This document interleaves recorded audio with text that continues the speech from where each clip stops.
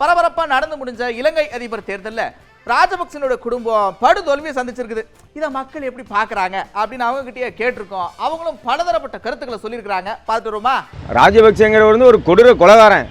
அவனுடைய பையன் எப்படி அவன் முன்னேற முடியும்? அவன் தோல்வி தான் அடைவாங்க.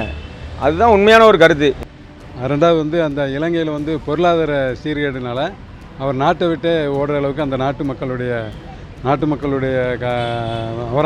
மக்களால் வெளியேற்றப்பட்டு வெளிநாடு தப்பி சென்றார்.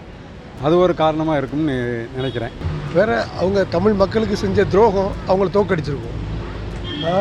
லட்சக்கணக்கான மக்களை கொண்டு குவிச்சது ராஜபக்சே. அதன் தாக்கம் இந்த எலெக்ஷனில் இருந்திருக்கும்.